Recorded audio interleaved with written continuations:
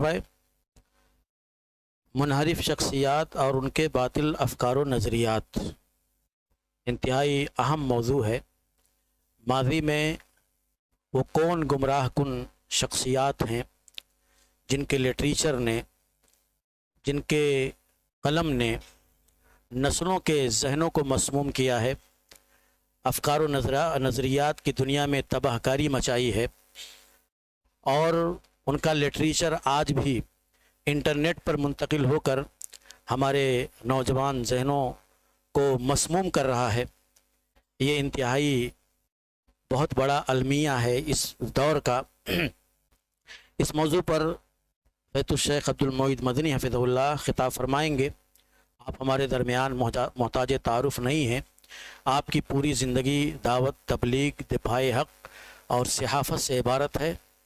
آپ نے دفاع حق کے محاذ پر اپنی پوری زندگی گزاری ہے، اور باطل افکار و نظریات کے مقابلے میں آپ کے قلم نے ایک فوج کا کردار ادا کیا ہے۔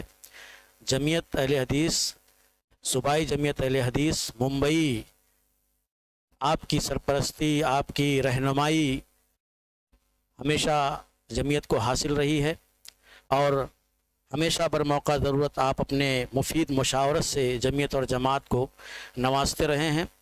مالیگاؤں محمدیہ جامعہ محمدیہ منصورہ مالیگاؤں میں آپ کلیۃ اللغہ میں پرنسپل ہیں، اور تدریسی خدمات سے ایک زمانہ آپ سے مستفید ہو رہا ہے۔ اس موضوع پر آپ کا وقی خطاب ہوگا۔ میں شیخ سے اس شعر کے ساتھ درخواست کرتا ہوں کہ تشریف لائیں۔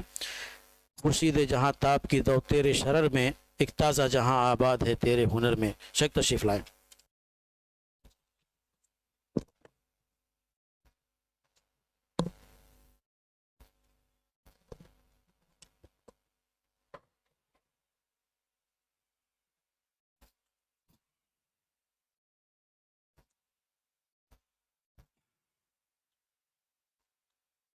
الحمدللہ وحدہ والصلاة والسلام علی من لا نبی بعدہ، اما بعد۔ حضرات، آپ نے عنوان سن لیا۔ اس موضوع پر انحراف کیا ہے، ان کے باطل افکار کیا ہیں؟ تو سچی بات تو یہ ہے کہ جدید ہندوستان میں منحرف لوگوں کی ایک قطار لگی ہوئی ہے، لیکن سب سے زیادہ جن منحرفین کی گمراہیوں کے اثرات بہت زیادہ پڑے، اب تک پڑ رہے ہیں، اس میں دو شخصیتیں ہیں۔ نمبر ایک سر سید احمد خان، نمبر دو سید ابو العلا مودودی۔ میرے پاس اقتباسات وہ 30 صفحات میں ہیں، لیکن ابھی ان اقتباسات کو پڑھنا مشکل ہے، اس لیے ان کا خلاصہ آپ کے سامنے پیش کرنے کی کوشش کریں گے۔ سر سید، سب سے پہلے تو انحراف ہے کیا؟ انحراف، انسان منحرف کیسے ہوتا ہے؟ دین کے کچھ حقائق ہیں۔ نمبر ایک، سب سے بڑی حقیقت نصوص قرآن و سنت ہیں۔ قرآن و سنت کی نصوص کی عظمت کو تسلیم کرنا اور ان کی بڑائی کو تسلیم کرنا، ان کی اہمیت کو تسلیم کرنا ہر مسلمان پر واجب ہے۔ جو منحرف ہوتے ہیں وہ قرآن و سنت کے نصوص کو ایسے اس کے ساتھ ٹریٹ کرتے ہیں، ایسے برتاؤ کرتے ہیں جیسے کوئی انسانی کلام ہے۔ نمبر دو، ان نصوص کے صحیح معنی کو سمجھنا جو سلف صالحین کا طریقہ تھا، وہ ان نصوص کی صحیح ترجمانی ہو سکتی ہیں، اس کو ماننا۔ نمبر تین، ان نصوص سے جو تعلیم، اعتقادات، عملیات اخذ ہوتے ہیں اس پر صحیح ڈھنگ سے عمل کرنا اور صحیح ڈھنگ سے ماننا۔ تین حقائق ہیں، ان حقائق کو تسلیم جو آدمی کرتا ہے صحیح معنی میں مسلمان بنتا ہے، اور جو اسے انحراف اختیار کرے وہ ضلالت و گمراہی کے راستے پڑتا ہے۔ تو یہ انحراف سب سے پہلے دیکھیں سر سید کو۔ سر سید یونیورسٹی کے حوالے سے دیکھے جاتے ہیں، حالانکہ ان کو محمدن کالج کے حوالے سے دیکھنا چاہیے۔ یونیورسٹی تو ان کے مننے کے 22 سال بعد قائم ہوئی ہے۔ ان کا مسئلہ یہ ہے کہ اس کو تسلیم کرنا پڑے گا۔ وہ سب سے زیادہ مخلص آدمی تھے، ذہین آدمی تھے، مورخ تھے اور مفسر تھے، وہ ادیب تھے، ترجمان تھے قوم کے ملت کے۔ رفتار وقت کی نبض پر ان کا ہاتھ تھا، یہ ساری خصائص موجود تھے، اور وقت جتنے ذہین لوگ تھے، وقت جتنے ماہر لوگ تھے، ان سب کو جمع بھی کر لیا تھا. اس کو تسلیم کر رہے ہیں. لیکن اس کے بعد جب آگے بڑھتے ہیں تو ان کی زندگی کے دو ادوار ہیں. پہلا دور 1857 سے ہے. 1857 سے پہلے ان کی زندگی میں خاص خوبی تھی کہ حضرت شاہ اسماعیل شہید کی دعوت سے متاثر تھے اور اس کا اظہار بھی کرتے رہتے تھے. کتاب بھی لکھی انہوں نے. لیکن 1857 کے بعد ان کو یہ احساس ہوا کہ ملت اسلامیہ بر صغیر میں کچلی جا چکی ہے، لہذا اس کو نجات دہندہ بننے کے لیے وہ کیا کر سکتے ہیں اور کس طرح اس امت کو ان درندوں سے، اجتماعی درندوں سے نکال سکتے ہیں، اس کے لیے انہوں نے کوشش کی. لیکن اس کوشش میں وہ اتنے آگے نکل گئے کہ انہوں نے استعمار کے زیر سایہ سر سید کی بھیانک غلطیوں میں سے ہے نصوص قرآن و سنت کے ساتھ کھلواڑ. انہوں نے تفسیر لکھی، تفسیر القرآن والہدی والفرقان کے نام سے. سورہ طٰہٰ تک انہوں نے تفسیر لکھی. تفسیر نویسی کی تاریخ میں شاید اس سے بدتر تفسیر کوئی موجود نہیں ہوگی. ہزاروں آیتوں، سینکڑوں آیتوں، بلکہ 1000 سے زیادہ آیتوں کی جتنے غیبیہ سے تعلق ہو سکتے ہیں سب ان کو انکار کر دیا ہے. سب سے پہلی بات تو ان کی کمی یہ دیکھ لیں ہاں کتنے وہ کن چیزوں میں ان کا انحراف ہے. تو سر سید کے استعمار کے زیر اثر سب سے پہلے نصوص قرآن کے ساتھ کھلواڑ. نمبر 2 حدیث کی شرعی حیثیت کا انکار. نمبر 3 مستشرقین کو تعلیمی، دینی اور سیاسی رہبر بنا لینا، پیر بنا لینا. نمبر 4 مغربی تہذیب کے لیے دیوانگی. نمبر 5 مغربی نظام کے لیے دیوانگی. یہ سر سید کی 5 نکات تھے جو ان کی گمراہیوں اور ان کی غلط رویہ اختیار کرنے کی وجہ سے بر صغیر کے تمام مسلمانوں کو جھیلنا پڑا ہے. تفسیر کے سلسلے میں جو انہوں نے لکھی کچھ اقتباسات سنا دیتے ہیں تاکہ یہ اندازہ ہو جائے کہ وہ سر سید اتنے مانے جانے لوگ ہیں، ان کے کیسے ان کے بارے میں بات کی جا رہی ہے. عام طور پر یہ آ جاتا ہے نا، جمی ذہن عجیب ہے. اگر کوئی آدمی مادی فائدہ دکھا دے تو اس کے 100 گناہ معاف کرنے کے لیے انسان تیار ہو جاتا ہے. چاہے حدیث کو انکار کرے، چاہے قرآن کی تعویل کرے، چاہے اعتقادات کی انکار کرے، سب اس کے لیے ماننے والے تیار ہو جائیں گے اور کہیں گے کہ چلو معاف کر دیا جائے. حتیٰ کہ بہت سے اہل حدیث اگر سر سید کی جو ان کی کتابوں میں گمراہیاں ہیں، کفریات ہیں، اگر بیان کیا جائے تو ان کے دل میں ہول اٹھنے لگتا ہے. حالانکہ دین انسانوں سے بالا ہے.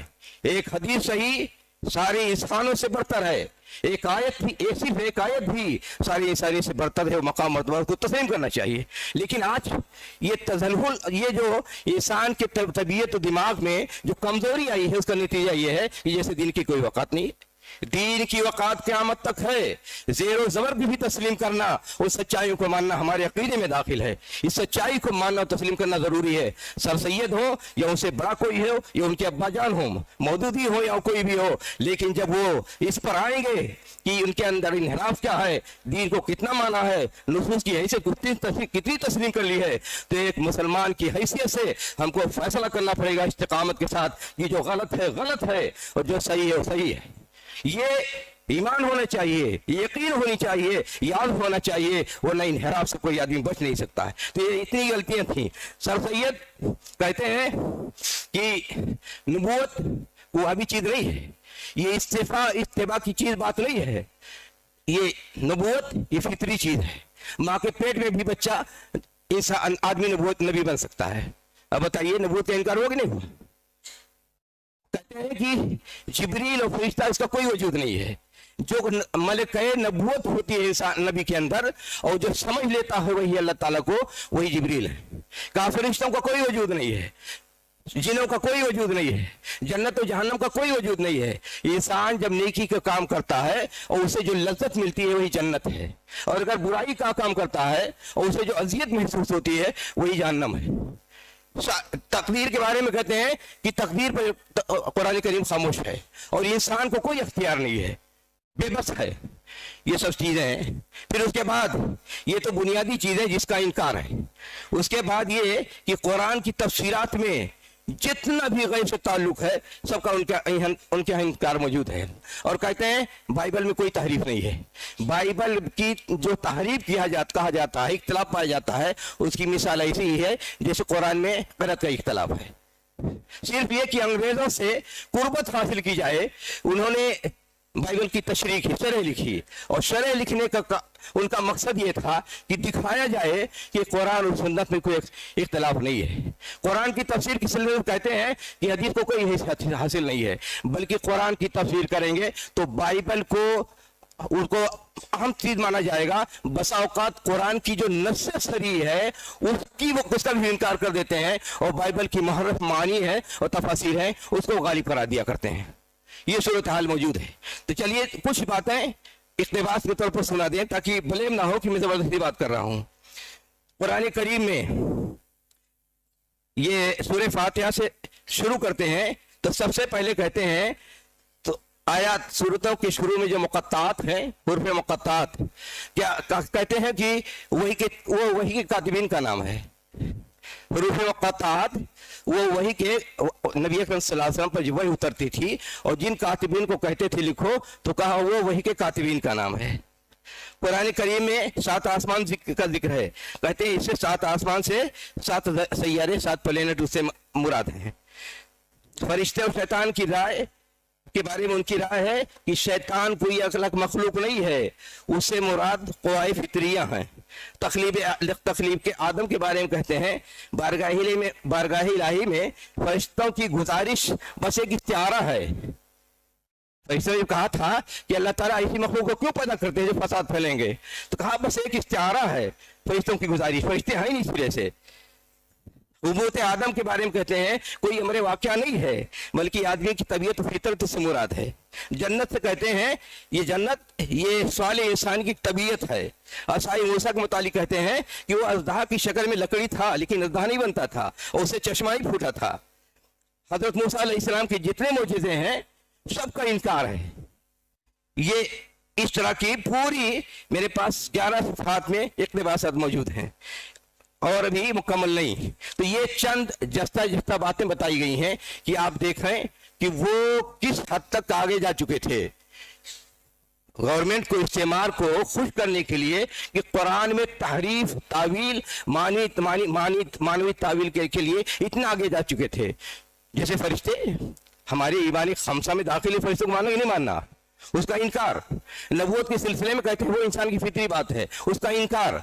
तकदीर के बारे में उसका इनकार। अब बताइए 3 ईमानियात सित्ता में से 3 का इनकार है, क्या कहेंगे आप? क्या एक मोहम्मदन कॉलेज बनाने के बाद उनकी सारी गलतियां माफ हो गई?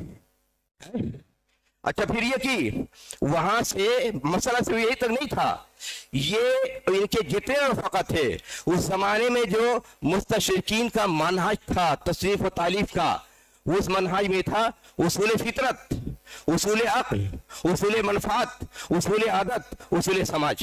इन उसूल खमसा के मुताबिक अगर हदीस हो या तारीख़ रवायात हो बड़ी आसानी से उसको इनकार करने के तैयार हो जाते थे। वो चाहे शिबली हो, चाहे हाली हो, चाहे चिराग अली हो, चाहे सर सैयद हो, सबका यही तरीका था। सवाल ये है क्या इस्लाम का मनहज नहीं था? क्या सलफी मनहज नहीं था? क्या मुस्तशरिकीन के मनहज को अपना करके वो आदमी मुसन्निफ बनेगा तो उसका अंजाम क्या होगा? शिबली के बारे में बड़ी अच्छी राय पेश की जा रही है कि वो इब्ने तैमिया के ये थे वो थे। सवाल ये है कि इब्ने तैमिया के फॉलोअर बन गए उसूल खमसा मुस्तशरिकीन के, उसको फॉलो करके उनकी किताब के जितने मुकदमात हैं, चाहे अल फारूक का मुकदमा हो, चाहे सीरतुल नुमान का मुकदमा हो, चाहे सीरतुल नबी का मुकदमा हो, चाहे अल मामून का मुकदमा हो, सारे मुकदमात को उठाकर देख लीजिए, वही मुस्तशरिकीन के रट है, वही मुस्तशरिकीन के रट है। और ये कि उन्होंने किताब लिखी शेरुल अजम 5 जिल्दों में। शेरुल अजम में जितने उस जमाने के शोरा फारसी के वहदतुल वजूदी हैं उसी पर सब तसरा, लेकिन एक लफ्ज का यही है कि वहदतुल वजूद पर कलाम किया हो। क्या इब्न तैमिया के वो बन गए मुत्तबे बन गए? इसी तरह उन्होंने लिखी मौज़न अनीस दबीर शियों के करबलाई शायरी के बारे में। बस अदबी तौर पर बात है, यह करबलाइयत क्या है? इस्लाम की तारीख में सबसे बड़ा जुर्म करबलाइयत है और आज तक मुसलमानों की सजा झेल रहे हैं। ये सारी चीजें मौजूद हैं। ये कहां से आई सारी चीजें? वही जो मुस्तशरिकीन के मनहज को इन लोगों ने अपनाया, जिससे मुसलमानों को, इस्लाम को, नुफूस को, इस्लामी मुसल्लमात को उसी इतनी इज्जत उठाई पड़ी कि आज सारी चीजें हर तरफ उसकी गुमराहियां फैली हुई हैं। علی گڑھ سے پورے بر صغیر میں 80% انکار حدیث کی اشاعت ہوئی ہے. انہی کے زمانے میں چراغ علی پکے منکر حدیث، یہ منکر حدیث، شبلی کے اندر گمراہی اور شک و شبہات، اصول درایت، اصول عقل اور اصول عادت، اصول فطر، ساری چیزوں کو اسی کے لیے. اور یہ کہ جس کو چاہا حدیث کو مانا، جس کو چاہا نہیں مانا. الفاروق میں حضرت عبداللہ ابن عباس کی جو روایت ہے، جو نبی اکرم صلی اللہ علیہ وسلم کے بارے میں قلم و دوات لائیے لکھ دیتے ہیں. 8 جگہ یہ روایت موجود ہے. شبلی اس میں کہتے ہیں ہم اس کو حدیث کو نہیں مانتے.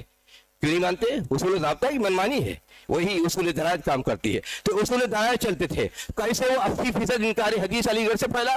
دیکھیے، وہیں سے تعلیم حاصل کی شبلی نے، پڑھایا سے شبلی نے، وہیں سے تعلیم حاصل کی ان کے پھپھیرے بھائی حمید الدین فراہی نے. حمید الدین فراہی منکر حدیث، امیر اصلاحی منکر حدیث، اور پھر وہیں سے پوری جماعت اسلامی انکار حدیث کے سارے جراثیم پھیل گئے. اور آج جو اس کے اندر مخلص اہل حدیث موجود ہیں، وہ جب تنہائی میں ملتے ہیں تو یہ کہتے ہیں کہ جماعت اسلامی کے آدھے لوگ منکر حدیث ہیں. پھر وہیں سے کتنے لوگ پیدا ہوئے؟ ایک راشد شاذ ہے، اس نے اسباب زوال امت لکھی ہے 1000 صفحات میں. جتنے انکار حدیث کے افکار آ رہا ہے سب کو اس نے جمع کر دیا ہے. اور وہ کہتا ہے علوم حدیث کا انکار کرتا ہے، اصول فقہ کا انکار کرتا ہے، علوم قرآن کا انکار کرتا ہے.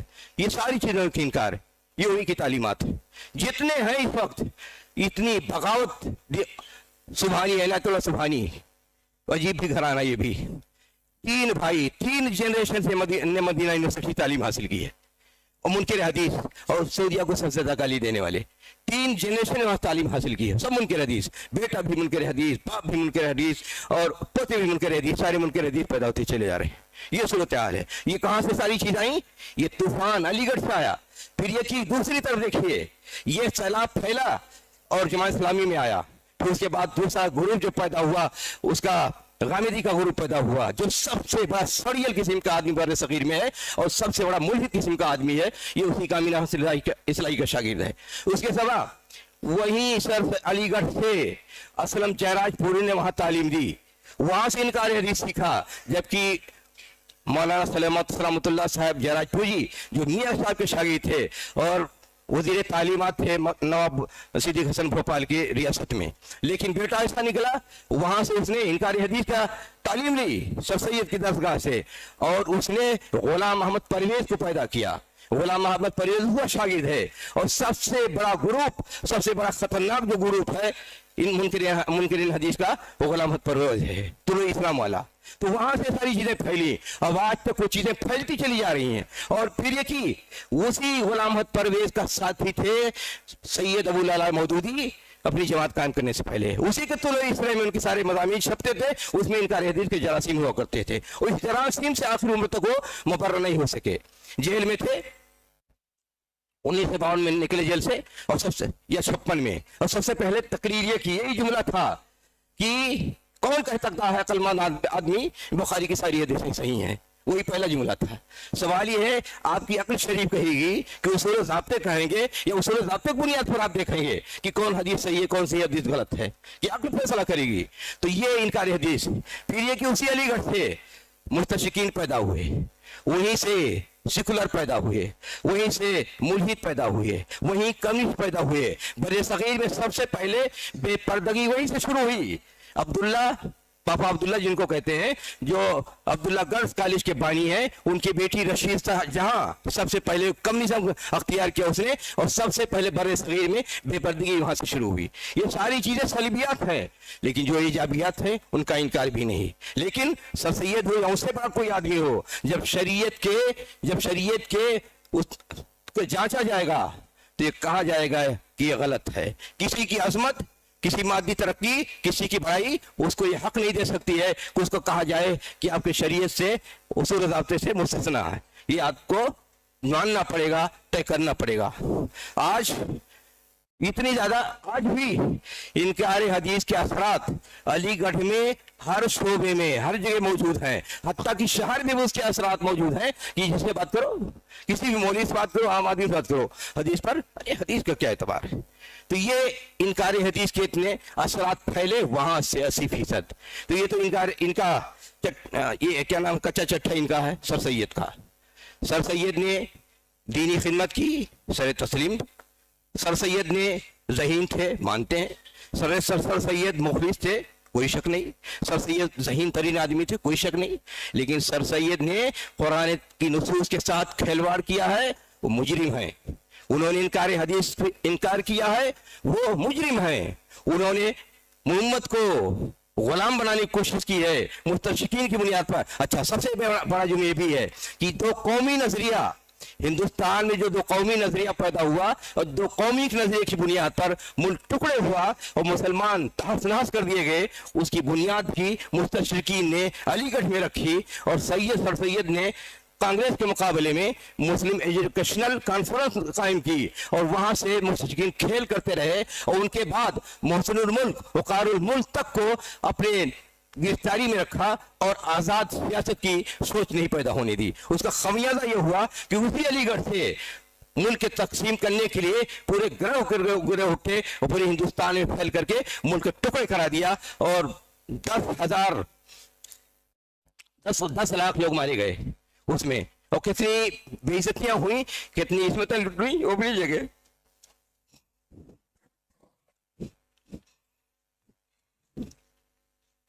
इसके बाद ये तो एक खुलासा हुआ, तफसील बहुत है, उसको एक किताब की जरूरत है। लेकिन ये खुलासा हुआ सर सैयद के बारे में। क्या अगर कहा जाए कि उनके मुतक़दात ये थे, गलत थे? क्या अगर ये कहा जाए कि उनकी कुफरियात मौजूद हैं तो गलत होगा? क्या उनको ये हक बन जाता है कि वो एक कॉलेज कायम कर दिया लिहाजा उनकी सारी गलतियां माफ कर दी जाएं? जिसको जानना समझना जरूरी है। लेकिन आज तकलीद की दुनिया, गुलू की दुनिया, अंधी दुनिया में यही सब कुछ हो रहा है कि जो जहां चाहे जबरदस्ती अपने को साबित कर दे। और ये अजीब हिंदुस्तान की बदनसीबी है, जो भी जहां चाहता है अपनी जात को मनवा ले, चोरी करे, डकैती दे, कुफरियात करे, अकीदत को न माने, इनकार हदीस करे। लेकिन अगर साबित कर दिया कि हम काबिल हैं, हम फायदा पहुंचा सकते हैं, हम मुफीद हैं, तो लगता है जैसे दीन, नुसूस, कुरान सुन्नत की टीम है, उनके पीछे कोई चलने वाला नहीं है। सब ऐसे बसातों को मानने के लिए तैयार हो जाते हैं और सब गुमराहों को मानने के लिए तैयार हो जाते हैं। चलिए, तीन की कहानी हुई मुख्तसरन। अब देखते हैं मौलाना मौदूदी के बारे में। मौलाना मौदूदी के बारे में बहुत ही, उनके बारे में इतने प्रोपेगेंडे हुए, पूरी फौज उनकी तैयार, उनकी बड़ाई साबित करने के लिए।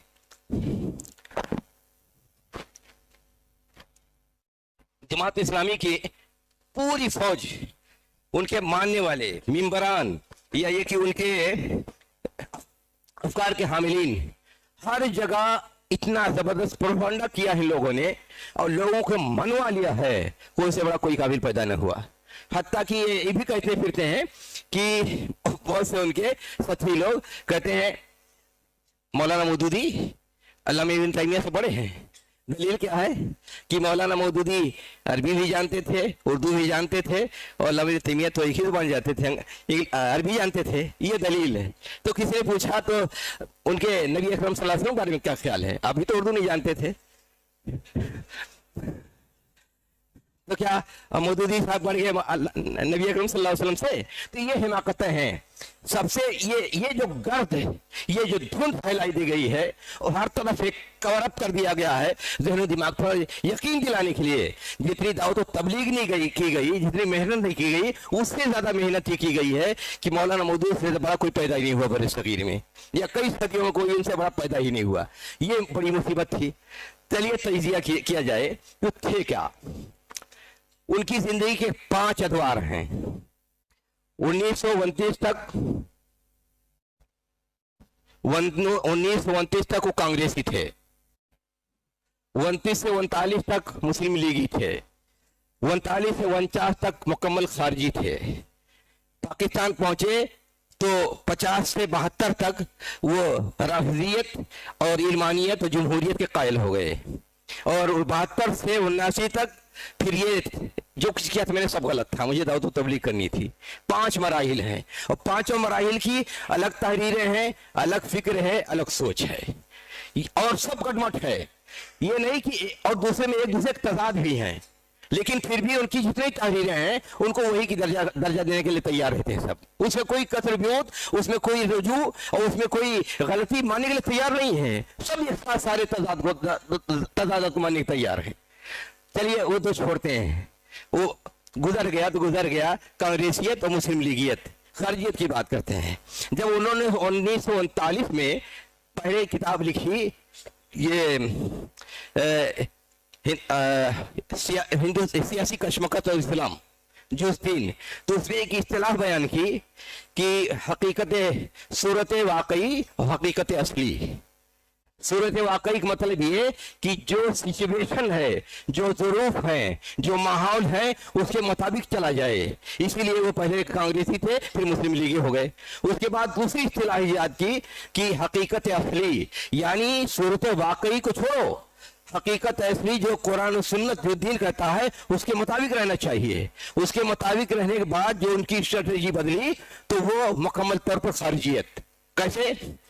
سماج و معاشرہ سب جاہلی ہو چکا ہے، حضرت عثمان حضرت علی کا زمانہ جاہلیت کا گزر ہو چکا تھا، حکومت جاہلیت کی تھی، معاشرہ جاہلیت کا تھا، سماج جاہلیت کا ہو گیا تھا، یہ خارجیت شروع ہو گئی۔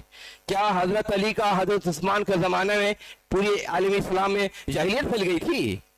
تجدید و احیاء دین میں انہوں نے بار بار یہ بات دہرائی ہے۔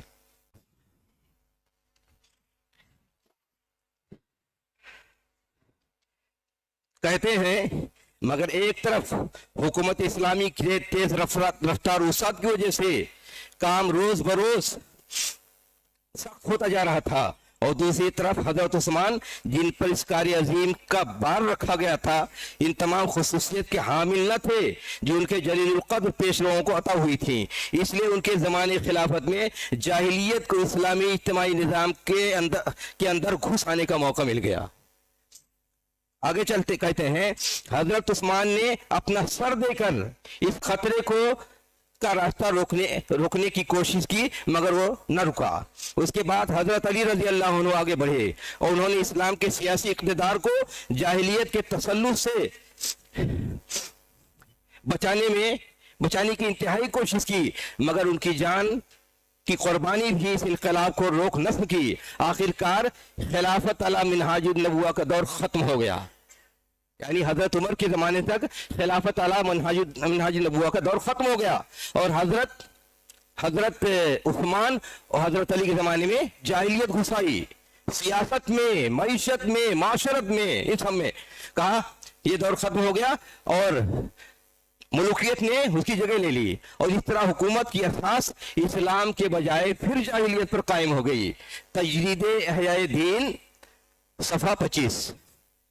اور آگے لکھتے ہیں جاہلیت خالصہ نے حکومت اور دولت پر تسلط جما لیا۔ جاہلیت خالصہ سنو، حضرت عثمان رضی اللہ عنہ کے زمانے میں دور میں کہتے ہیں جاہلیت خالصہ نے حکومت اور دولت پر تسلط جما لیا۔ نام خلافت کا تھا اور اصل وہی بادشاہی تھی جس کو مٹانے کے لیے اسلام آیا تھا۔ بادشاہوں کو الہ کہنے کی ہمت کسی میں باقی نہ تھی، اس لیے سلطان ذل اللہ کا بہانہ تلاش کیا گیا، اور اس بہانے سے وہی مطلق کی حیثیت بادشاہوں نے اختیار کی جو الہ کی ہوتی ہے۔ اس بادشاہی کی زیر سایہ اور حکام، غلاط، اہل لشکر اور مترفین کی زندگیوں میں کم و بیش خالص جاہلیت کا نقطہ نظر پھیل گیا، اور اس نے ان کے اخلاق و معاشرت کو پوری طرح معاف کر دیا۔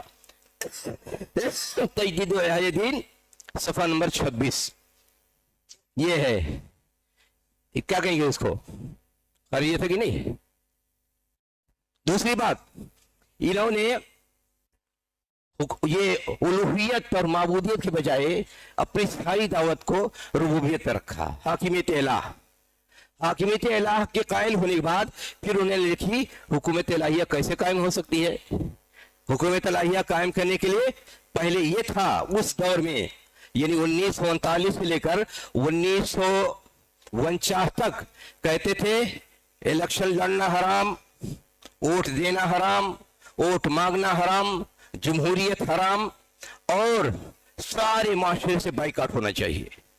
رودات جماعت اسلامی اول، دوم، سوم، چہارم اور پنجم اس میں آپ پڑھیے، اس میں جو سوال ہوتا تھا، اجتماع ہوتا تھا ان کا کہ آج اس وقت جو نظام سیاست ہے، سوال ہم لوگ کیا کریں؟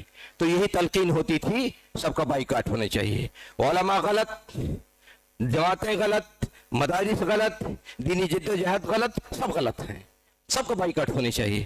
کیا چیز ہے یہ؟ یہی خارجیت تھی۔ اس لیے خارجیت کو 11 جتنے لٹریچر ہیں، سب سے خطرناک لٹریچر وہ اسی دور کے لٹریچر ہیں، جتنی کتابیں لکھی وہ ساری چیزیں یہ تھی، سب کا بائیکاٹ ہونا چاہیے، اور بائیکاٹ کرو گے تب جا کر تمہارا دین ایمان سلامت رہے گا۔ اس زمانے ہی کے لٹریچر آج اسی کے مفاہیم یہ لوگ لیے گھوم رہے ہیں، اور اسی بنیاد پر انقلاب کی بات ہو رہی ہے، شورش کی بات ہو رہی ہے، اور مظاہرے کی بات ہو رہی ہے۔ سعودیہ کافر ہے، سعودیہ غلط ہے، سعودیہ سب لوگ ہیں، ابن باز جاہل تھے، یہ ساری چیزیں جو روز طوفان آپ دیکھتے رہتے ہیں، یہ اسی کے نظریے سے خارجیت کے نظریے کی بات ہے۔ اسی خارجیت کی بنیاد پر آج جو اچھل کود موجود ہے، اور جتنے لونڈے و سرفرے تحریکی خارجی قسم کے آج سماج و معاشرے میں طوفان مچائے ہوئے ہیں، اسی نظریے کا نتیجہ ہے۔ اور یہی نہیں، آپ اگر دیکھیں تو سب سے پہلے عملی طور پر ہے، ان کے بھائی جو عرب میں رہتے ہیں، اخوان المسلمون اور حسن منا، انہی کے زمانے میں 1946 میں ان لوگوں کا سری نظام تھا، اس نے وہاں کے وزیر اعظم کو قتل کر دیا۔ اس زمانے کے سب سے مشہور محدث دنیا کے شیخ احمد محمد شاکر نے فتویٰ دیا کہ یہ خارجیت ہے، اور اپنے بیان کو وہاں کے روزنامہ 2 روزنامہ میں چھپوایا، الوطن میں اور دوسرے الفاظ میں، کہا یہ خارجیت ہے۔ کس نے اجازت دیا ہے کہ وزیر اعظم کو قتل کیا جائے؟ وہ خارجیت چلتی رہی، اور پھر یہ کہ سید قطب نے مودودی کی تمام 11 کتابیں جو عربی میں ترجمہ ہو چکی تھی، ان کے اقتباسات فی ضلال القرآن میں دیے ہیں۔ فی ضلال القرآن صرف تفسیر میں کثیر سامنے رکھ کر لکھی گئی ہے، لیکن 11 مودودی کے 11 کتابوں کے اقتباسات ہیں۔ قرآن کے 4 بنیادی اصطلاحیں، حکومت اسلامی قدر کیسے قائم ہو سکتی ہے، یا اسلامی تہذیب، یہ اسی طرح 11 کتابوں کے حوالے ہیں۔ ان کے یہ اس دور کے مولانا مودودی اس دور کے امام خارجیت ہیں، انہی کی خارجی افکار کو لے کر کے سید قطب نے اپنے طوفانی الفاظ شعلہ بیانی کی بنیاد پر سارے عرب میں آگ لگا دی، اور آج اسی کا نتیجہ پھر ہوا کہ یہ چیز ڈیولپ ہوتے ہوتے مختلف فرقے پیدا ہوتے گئے، اور سب سے پہلے مصر میں جماعت التکفیر والہجرہ قائم ہوئی، جس نے کہا پورا سماج معاشرہ کافر ہے، ان کو کافر کہو، اگر موقع ملے تو مار دو، اور انہوں نے محمد حسین صحابی کو تفسیر المفسرون کے جو مصنف ہیں ان کو قتل کیا تھا۔ اس کے بعد انہی کے طریق پہ چلنے والے عبد الرحمن عمر جو آج بھی جیل میں موجود ہیں امریکہ میں، انہوں نے بغاوت کی، جماعت اسلامیہ قائم کی، تو 10,000 سپاہی میں سے سپاہیوں کو مارا ان کے لوگوں نے۔ پھر اس بعد یہ چیز ڈیولپ ہوتی رہی، انور سادات کو مارا، اس بعد یہ چیز ڈیولپ ہوتی رہی۔ اسی زمانے میں جب رشین فوج سوویت یونین موجود تھی افغانستان میں 16,000 عرب آئے، ان لوگوں کو ان لوگوں نے سارے جتنے خارجی قسم کے اخوانی تھے، تاریخی تھے یا جماعت اسلامی اخوانی، ان سبوں نے ان کو منظم کیا، ان کو موقع ملا، وہاں ماحول ملا، اسلحے کی تربیت لی، افکار و نظریات کی تربیت لی، ان کے جتنے علماء تھے وہاں پہنچے، لٹریچر تیار کیے، اور یہ طے کیا یہ مسلم سماج و معاشرہ کافر ہے، جتنے حکمراں وہ کافر ہیں، جتنی فوج ہے وہ کافر ہے، حکومت کی حمایت کرنے والے علماء وہ کافر ہے، پولیس اگر حمایت کرتی وہ بھی کافر ہے، عوام اگر اس کی حمایت کرتی وہ بھی کافر ہے، مباحتم ہے، ان کو قتل کر دینا چاہیے۔ اور یہ تیاری وہاں پر کی 10 سالوں کے اندر۔ اگر کوئی سعودیہ سے نوجوان جاتا تھا تو اسے پوچھتے تھے بتاؤ ابن باز کے بارے میں کیا کہتے ہو، کہا وہ عالم ہے، شافات گار میں کہتے ہو کہ ہمارے حکمراں ہیں، کچھ ہی گمراہ ہے، اس کی تربیت کرو، اگر وہ خارجی نہیں بنا تو قتل کرو۔ یہ صورتحال ہوتی رہی۔ پھر اس بات تیاری کرتے اور کہتے چھری تیز کر لو، یہاں سے نمٹیں گے افغانستان سے تو پہلے سعودیہ چلیں گے، اور سب سے پہلے ابن باز کو ذبح کریں گے اور شافات کو ذبح کریں گے۔ یہ ان کے ارادے تھے، یہ خارجیت تھی۔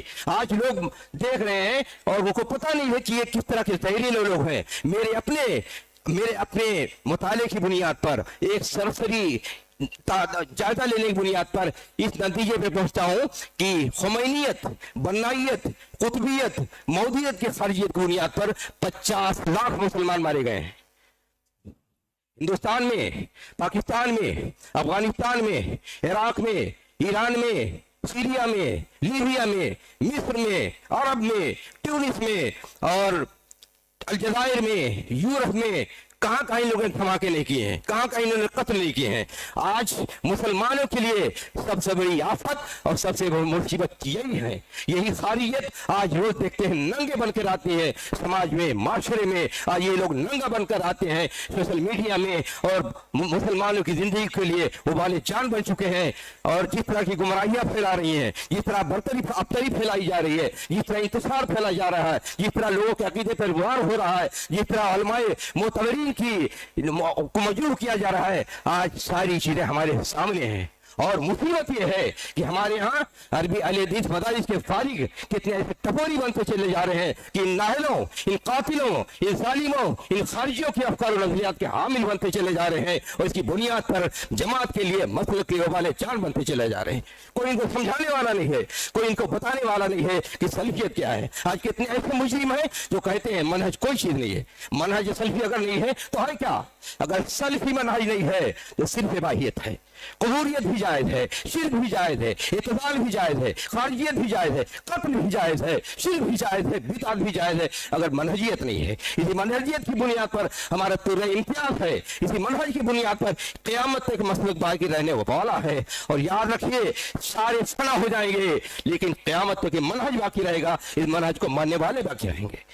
ये चीजें, ये हकाइक है, ये फंदा, ये दांत का चीज नहीं है, ये हंसी वाले की चीज नहीं है। यही हमारी मौत है, यही हमारी जिंदगी है, यही हमारी पहचान है। इसी के लिए हमने लाखों की कुर्बानी दी है हिंदुस्तान में, इसलिए इसको मानना चाहिए, इसको समझना चाहिए और इसको अपनी खुसूसियत समझे, अपना कमाल समझे, अपना इम्तियाज समझे। ये दुनिया में आते रहेंगे, दानिश्वरी करते रहेंगे, लेकिन इनकी दानिश्वरी की हैसियत एक पाई के बराबर नहीं है। ये कातिल है, ये मुजरिम है। इन कातिलों मुजरिमों को जो अपने बारगाहों में, जो अपने खौफगाहों में, जो अपने फिक्र ख्याल में, जो अपने दिलो दिमाग में सजाने की कोशिश करें, वो भी जुर्म के शरीककार बनते हैं। ये चीजें वाज़ेह होनी चाहिए, क्लियर होनी चाहिए। और ये हमारा मसलक, हमारा मनहज कोई माजरत ख्वाहाना तरीका नहीं अख्तियार करता है। यहाँ फैसले होते हैं, मुजरिम है तो मुजरिम है, चाहे दुनिया का सबसे बड़ा हो, चाहे दुनिया का सबसे बड़ा काबिल हो, चाहे दुनिया का सबसे बड़ा लोग उसको काबिल तरीन माने। यहाँ फैसले होते हैं उसूल की बुनियाद पर, यहाँ फैसले होते हैं मनहज की बुनियाद पर। बस औकात एक सल्फी अगर उसके अंदर बसीरत है, अगर उसके अंदर मनहज है, अगर उसके अंदर हौसला है, तो सारी दुनिया उसके ठोकर दे रह सकती है। ये क्या होते हैं? किताबें लिखना, अंबार लगाना, अखबार लगाना और सारे प्रोग्राम करना, ये कोई बड़ी बात नहीं है। ये काफिर भी कर लेता है, ईसाई भी कर लेता है, ये हिंदू भी कर लेता है। लेकिन हमारा इम्तियाज ये है कि एक एक जीरो के बराबर, एक एक जेरो जबर का यहाँ हिसाब होता है, एक एक लफ्ज का यहाँ हिसाब होता है, एक एक आदमी का यहाँ हिसाब होता है। यहाँ कोई खिलवाड़ नहीं है, यहाँ कोई अफसाना नहीं है। अगर किसी को इस अफसाने पसंद है तो अपनी दुनिया और बसा ले, इंतसाब सल्फी मनहज से मत करे। या कोई यतीमी नहीं है, यहाँ एक आदमी भी अगर मनहज पर मौजूद है और अपने मनहज पर कायम है तो सारी दुनिया से बड़ा हो सकता है वो। यहाँ कोई सौदाबाजी नहीं होती है, यहाँ किसी की चापलूसी नहीं की जाती है, यहाँ की पीछे भागा नहीं जाता है, यहाँ किताबें नहीं गिनी जाती हैं, ये सफात नहीं गिने जाते हैं। यहाँ ये देखा जाता है किताब और सुन्नत के उसूल पर कौन है, मनहज के उसूल पर कौन है, मनहज के खिलाफ पर कौन है। और यही चीज सिर्फ गैरों के मुतालिक लागू नहीं होती, अपने मुतालिक भी लागू होता है। हमें खुद भी अपने बारे में सोचना चाहिए, हम कहाँ खड़े हैं। सल्फी हैसियत के, सल्फी मनहज के एतबार से अहले हदीस होने के जो खसाइस हैं, जो इम्तियाजात हैं, जो शरफ है, जो मकाम है, जो शजात है, जो इस्तिकामत है, जो बसीरत है, उसके मुताबिक हमारी जिंदगी के लम्हात किस तरह गुजर रहे हैं, आया इसके मुताबिक गुजर रहे हैं। ये हर इबाहियत को कबूल करने के लिए तैयार हैं, हर बदमाशी को कबूल करने के लिए तैयार हैं, हर खयानत को कबूल करने के लिए तैयार हैं, हर बगावत को कबूल करने के लिए तैयार हैं। ये चीज हमें फैसला करना चाहिए। ये दुनिया कोई खेल नहीं है। फिक्र नजर की रानाइयां तमाशा होती हैं, यहाँ दानिश्वरी नहीं चलती है। दानिश्वरी और दानिश्वर उलमा में फर्क होता है। दानिश्वर हल्दी की एक गांठ लेकर के पंसारी की दुकान खोल लेता है और आलिम सारे नुफूस को अपने सामने रखता है। ये दानिश्वरियां जितनी चल रही है, हर आदमी ऐरा गैरा लूला लगड़ा दानिश्वराना घूमता है और सारी दुनिया को हिकमत विशम बांटता फिरता है, उसकी कोई हैसियत नहीं है। एक हल्दी की गांठ पर पंसारी की दुकान नहीं लगती है। यहाँ उसूल, ज़ाब्ते, नुसूस, मनहाज, सच्चाई, हकीकत, कुर्बानी, तज़किया, इस्तिक़ामत हमारी ज़िंदगी के उन्वानात हैं। इसके मुताबिक अगर न चल सके तो हमारी ज़िंदगी की कोई कदर कीमत नहीं। तो ये मैं कह रहा था कि बहुत से लोग गलत फहमी शिकार रहते हैं। आप परवड़नों की बुनियाद पर गलत फहमी के शिकार हो जाते हैं। आप दूसरों के गलत बताए हुए तरीके के शिकार हो जाते हैं। आप लोगों के बड़े बड़े मंसूबे ख्याली देख करके उसके शिकार हो जाते हैं। बहुत से लोग कहते हैं कि हमारी जमीयत में क्या धरा है, बहुत से नौजवानों खास तौर पर हमारी जमीयत में क्या धरा है। हमने एक बार तो बताया कि यही सूबाई जमीयत बम्बई उज़्मा में जितने मसाजिद हैं, मैंने गिना कि हर हफ्ते में कितना कलेक्शन है। अगर उसको इकट्ठा हो जाए तो पूरी दूसरी जमातों के सारे साल के बजट में भारी हो जाता है। सारे कलेक्शन को इकट्ठा किया जाए तो कोई 55 करोड़ से ज्यादा सिर्फ बंबई में इकट्ठा होता पैसा और कार्य खैर में जाता है। क्या कोई चीज नहीं है? इतने दुरुस्त होते हैं, ठीक है, उसको और दुरुस्त किया जा सकता है, लेकिन जो हम शिकार हो जाते हैं ऐसे कम तरीके कि दूसरों के देखते हुए कहते हैं हमारे यहाँ कुछ नहीं हो रहा है, हमारे यहाँ कुछ नहीं हो रहा है, हमारे यहाँ कुछ नहीं हो रहा है। सिर्फ मसाजिद के बाहर जितने लोग भीख मांगते हैं रोजाना, उन भिखारियों को जितना पैसा मिल जाता है वो सारी कलेक्शन को अगर इकट्ठा कर दिया जाए तो दूसरों की पूरे साल के खर्चे से ज्यादा हो जाता है। अपनी हकीकत को पहचानो। सिर्फ ये जबान चलाना कि हमारे यहाँ कुछ नहीं होता, हमारे कुछ नहीं होता, हमारे यहाँ प्रोपगंडा नहीं होता है, सिर्फ यही बात है ना। हमारे यहाँ प्रोपगंडा नहीं होता है, हमारे यहाँ जाली तंजीमी जालसाजियाँ नहीं होती हैं, हमारे यहाँ कोई फरेब नहीं होता है, हमारे यहाँ जो है खुला हुआ है। अगर फिस्को फजूर है तो भी खुला हुआ है, अगर खूबियाँ हैं तो भी खुली हुई हैं, यहाँ जालसाजियाँ नहीं होती हैं। तो दूसरों के जो इनहराफात है इनहराफात से अगर मुतासिर होकर के हम जिंदगी गुजारना चाहें तो आप जिंदगी नहीं गुजार सकेंगे, आप इन इनहराफात के शिकार होके रहेंगे। लिहाजा ये जो तफसील बताई जाती है, मिसाल तौर पर जैसे तफहीमुल कुरान है, सारी दुनिया में ऐसा परफॉर्म किया जाता है जैसे तफहीमुल कुरान से कुरान शरीफ के साथ अल्लाह ताला के से नाजिल हुआ था, और ये उससे बेहतर कोई तफसीर है ही नहीं। जबकि उसमें खारिजियत है, उसमें उलूहियत के बजाय रूबूबियत पर जोर है, उसमें इत्तज़ाल है, उसमें अशरियत है, उसमें मातुरिदियत है, उसमें इनकार हदीस है, उसमें तखफीफ सहाबा है, और उसमें सारी बेशुमार गलतियां आज के ज़माने के इल्मानियत है, मादियत है, सारी गुमराहियों का मजमुआ है। अब लोग पता नहीं कैसे मुताला करते हैं। हमने जब भी कोई चीज़, मैंने जो मुताला किया है तफसीरुल कुरान का, कोई हाशिया ऐसा नहीं है जिस पर मैंने हाशिया न चढ़ाया हो। क्यों? सारी चीजें बेसिक गलत है, और यहाँ कितने लोग झूमते हैं, वाह वाह क्या फरमा दिया मौदूदी साहब ने, ताज़ा अल्लाह ताला पे वही उतरी है मानी की, और वही सबको पेश फरमा रहे हैं। हत्ता कि तगाफुल का यह हाल था कि हमको जो उलमा अपने अहले हदीस मदारिस पढ़ाते थे, तफसीरुल कुरान का तर्जुमा, तफसीरुल कुरान की तफसीर, ये पढ़ाया जाता था। इस हद तक क्यों ऐसा था? प्रोपगंडा का इतना जहरीला असर था कि लोग अपनी हैसियत को भूल करके और ये थर्ड दर्जे की किताबों को अपना इमाम बनाए हुए थे और अपने लिए सारी जिंदगी का रहनुमा बनाए हुए थे। ये सूरत हाल थी। इतना तगाफुल, ऐसा लगता था जैसे जमात अहले हदीस का चमन उजड़ गया हो, और जितने लोग भागे चले जा रहे हैं, और ये मौदूदी की सवारी के वो कुली बने, सवारी को कुली बने हुए हैं, मौदूदी की गाड़ी कुली बन गए हैं। ये सूरत हाल बिगड़ी चली जा रही थी। तो सोचें, जानें हमारी हैसियत क्या है, उसूल क्या है, ज़ाब्ते क्या है, इनहराफ क्या है। और एक बड़ी बात यह होती है कि मादियत की सोच जब बनती है इंसान की और उसमें गुलू होता है तो उसको न नुसूस दिखाई देते हैं, न सच्चाई दिखाई देती है, न हकीकत दिखाई देती है, न फजीलत दिखाई देती है, न अंजाम दिखाई देता है, सारी चीजें हेच नजर आती हैं। नुसूस की क्या हैसियत है? आज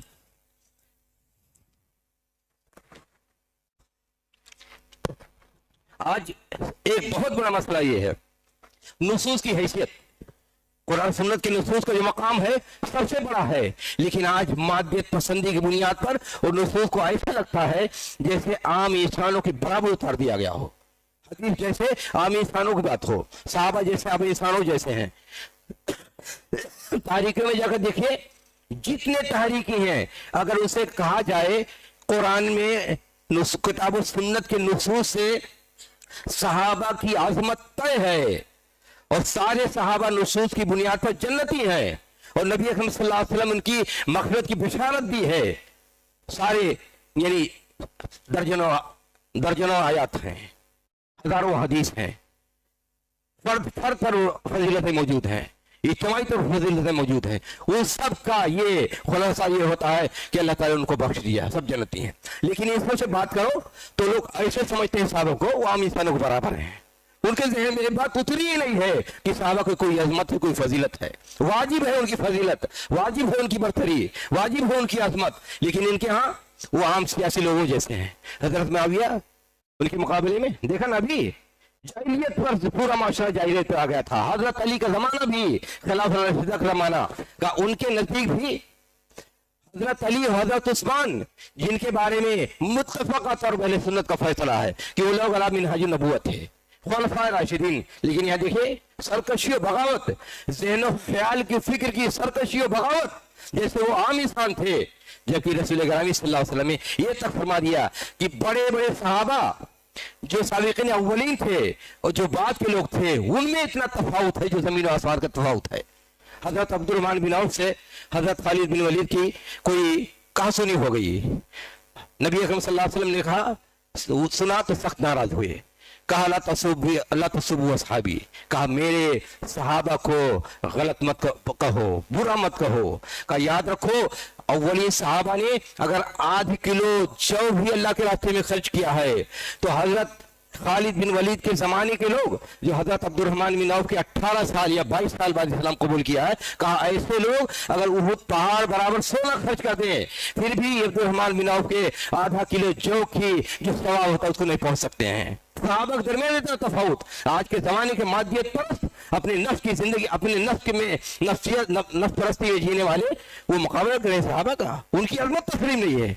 तखफीफ सहाबा अहले सुन्नत के जितने तयशुदा उसूल थे, चाहे नुसूस का मसला हो, चाहे हदीस का मसला हो, चाहे सहाबा का मसला हो, चाहे उसूले हदीस का मसला हो, उसूले फिक़्ह का मसला हो, तफसीर का मसला हो, जितने नुसूस हैं और फिर ये कि उससे तामुल का मसला हो, सारे मसाइल को इन लोगों ने उधेड़ के रख दिया है। उन सबको अपने फहम, अपने फिक्र, अपने ख्याल की बुनियाद पर सबके साथ ऐसा तामुल किया है कि उनकी हैसियत गिरा के रख दिया गया है। ऐसा लगता है इनकी कोई हैसियत है ही नहीं।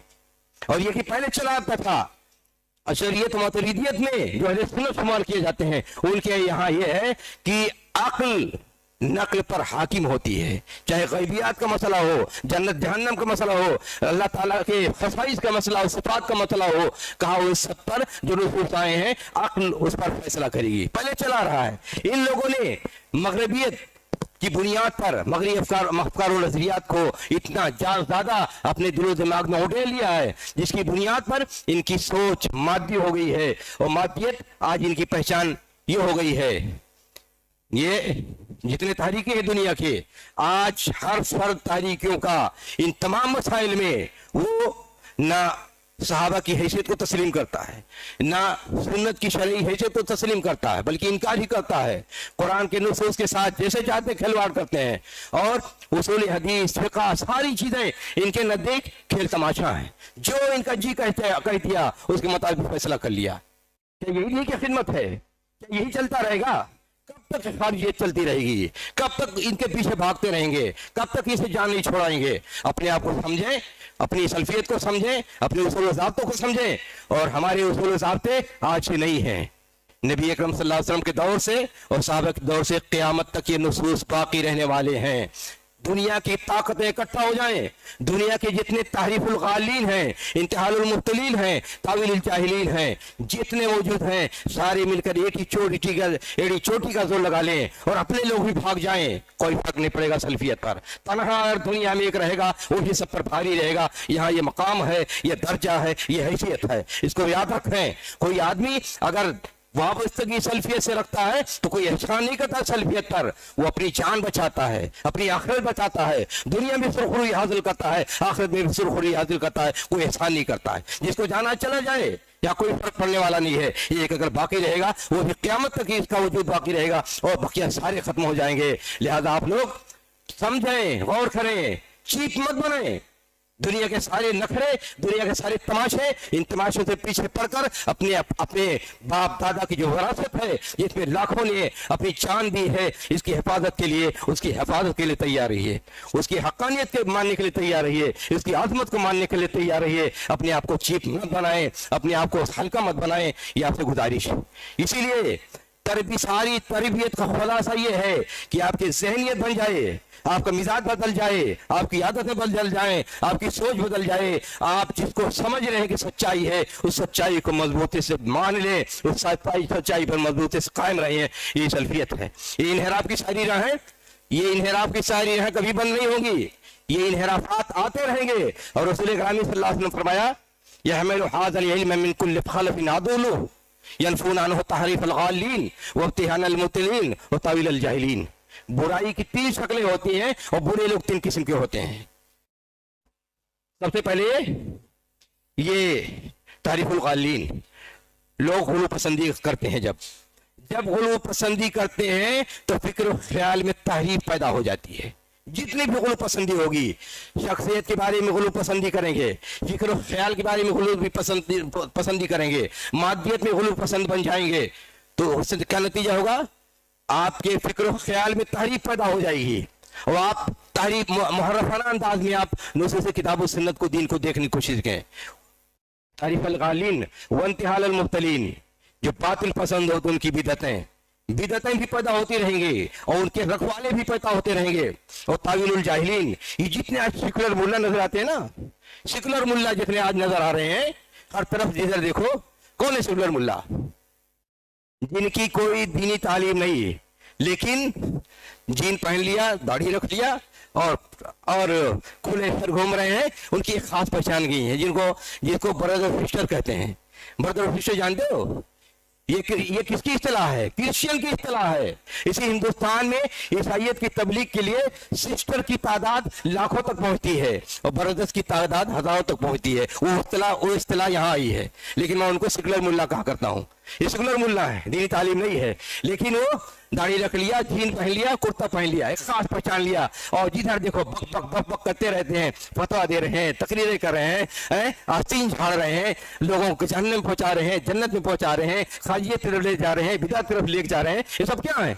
ये सारे सेकुलर मुल्ला किस्म के लोग ये दीन को ज़बह करने के लिए तैयार हुए हैं, अकीदों को बर्बाद करने के लिए तैयार हुए हैं। इनके लिए यही काफी था कि अपना पेट पालो, कमाओ, खाओ। तुम्हें क्या लेना ना दीन से? ना अपने अरबी जानते हैं, नसूर समझते हैं, न दीन के आप ऊंच नीच को समझते हैं, वो सारी चीजें। लेकिन आज भी इधर देखो, सेकुलर मुल्ला का ऐसा एहतराम होता है जैसे आसमान से ताजा उतरा है और मौलवी लोग सब मनसूख हो गए हैं। अल्लाह ताला ने इनको जिम्मेदारी दी है, जाओ दीन की खिदमत करो, और दीन के आज आका बन गए हैं। ये आका, ये सेकुलर मुल्लाओं की जो तस्लीम करते फिरते हैं और उनको हर जगह। अच्छा, मुसीबत ये भी है, समाज और माशरे में इनको एक्सेप्टेंस मिला हुआ है।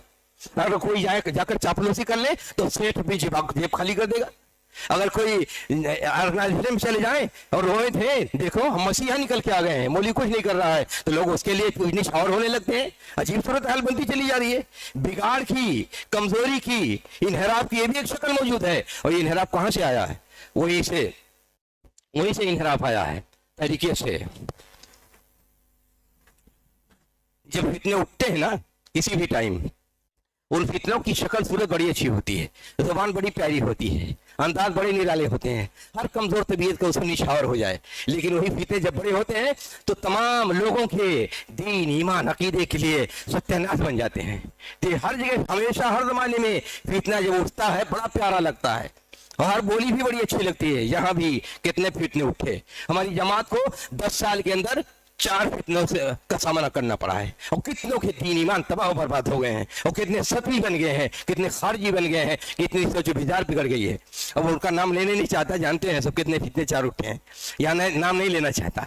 तो ये कि पहले से तैयार रहना चाहिए कि फितने कहाँ से आने वाले हैं, कहाँ अपना रुख करेंगे, कहाँ पामाली करेंगे, बर्बादी करेंगे, और कौन सी बोली बोलेंगे और किस अंदाज में आन बान के साथ आएंगे।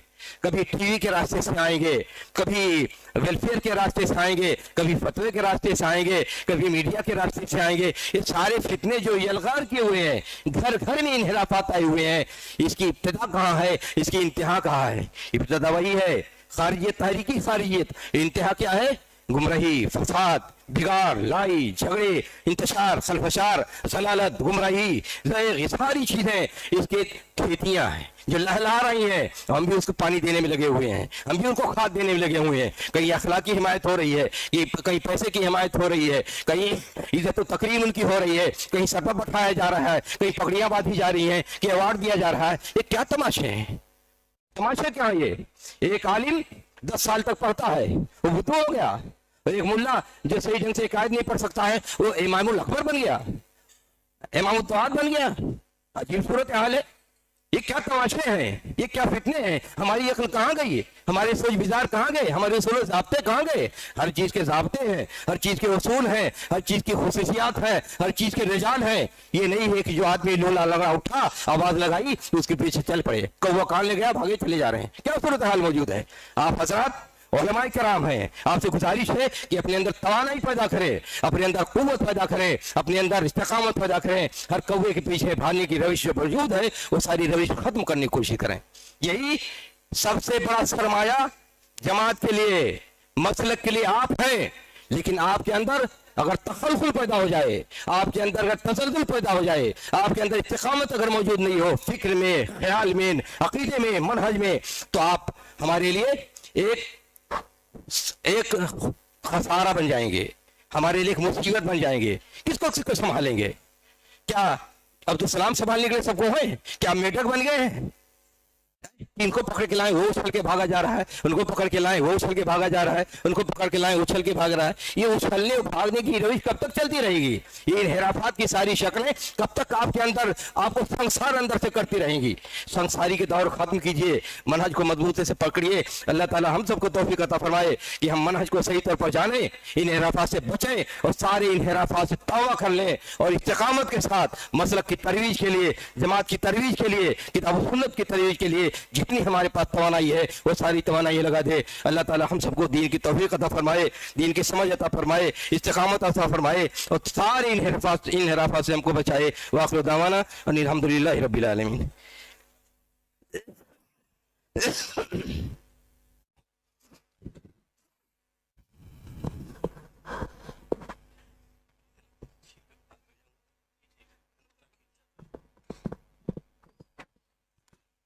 अकीदा हो गया। जज़ाकुमुल्लाह खैर। लगा रहा हूँ मज़ामीन नौ के अंबार, खबर कर दो मेरे खिरमन के खोशाचीनों को, खबर करो मेरे खिरमन के खोशाचीनों को। हज़रात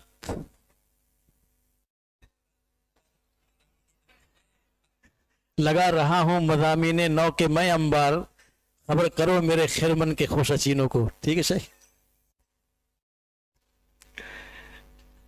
मुनहरिफ शख्सियतें और उनके बातिल अफकार, मुस्तनद हवालों और सच्चे शवाहिद की रोशनी में आपने कई गुमराह कुन शख्सियात के अफकार, उनके नज़रियात का जायज़ा लिया और इंतहाई गहराई में जा करके उनके ज़लालत और गुमराही को वाज़ेह किया। यकीनन आपने इस दश्त की सयाही की है और इनके घर के कोने कोने को आपने देखा है, इसलिए ये जोश था, ये जज्बा था और ये एतमाद और ये कॉन्फिडेंस था जिसमें आपने बात किया है। अल्हम्दुलिल्लाह हम दुआ करेंगे कि अल्लाह ताला शेख को सेहत व तवानाई अता फरमाए और आपका इल्मी साया जमीयत और जमात के ऊपर इसी तरह कायम रखे और आपसे इस्तिफादे के मज़ीद मौक़े हमें इनायत फरमाए।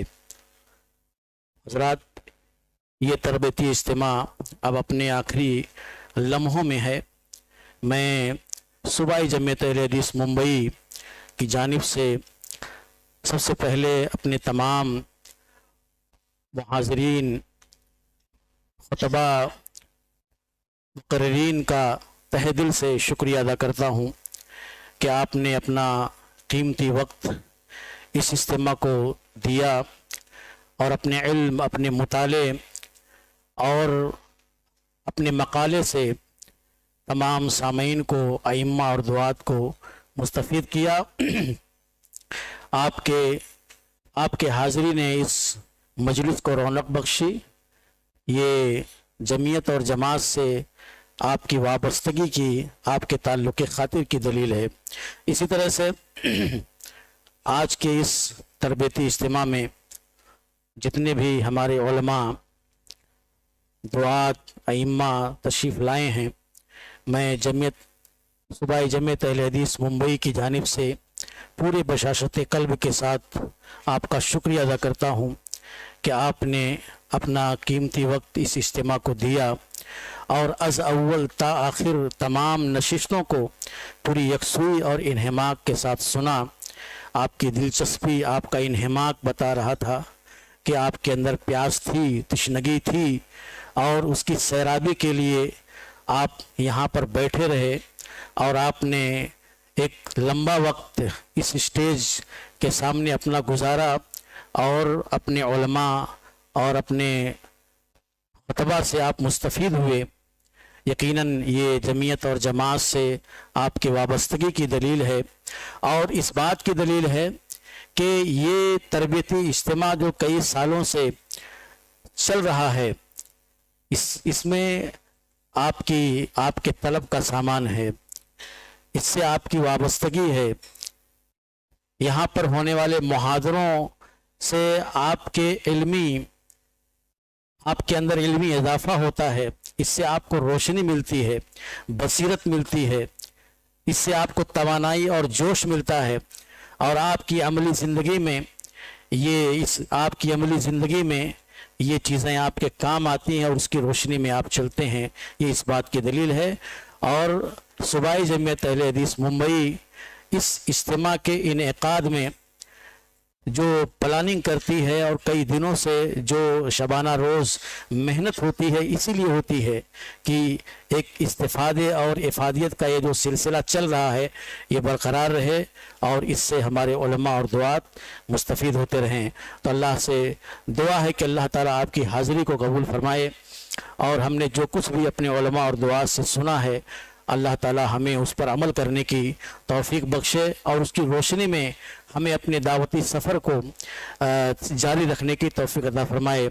इसी तरह से हमारे वो नौजवान और हमारे वो भाई जो इस इज्तिमा को कामयाबी के मंजिल तक पहुँचाने में मेहनत की है, कोशिश की है और जमीयत के शाना बशाना चल कर इसे पाए तकमील तक पहुंचाया है, मैं उनका भी शुक्र अदा करता हूं और अल्लाह से दुआ गो हूं कि अल्लाह ताला आपकी नेकियों को कबूल फरमाए, आपकी कोशिशों को कबूल फरमाए।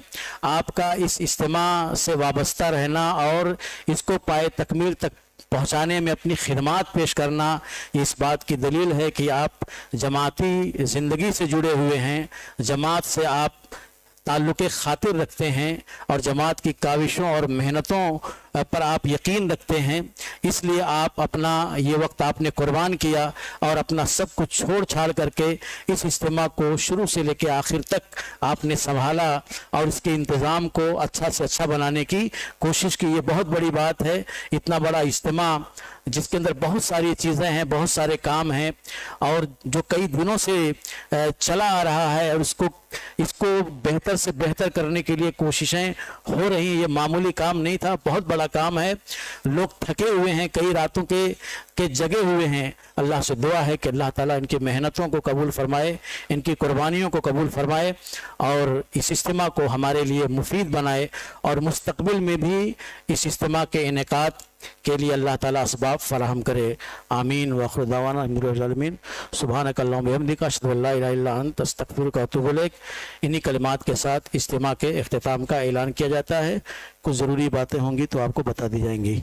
अजान होगी, अजान के बाद नमाज होगी, उसके बाद कुछ बातें आपको बताई जाएंगी।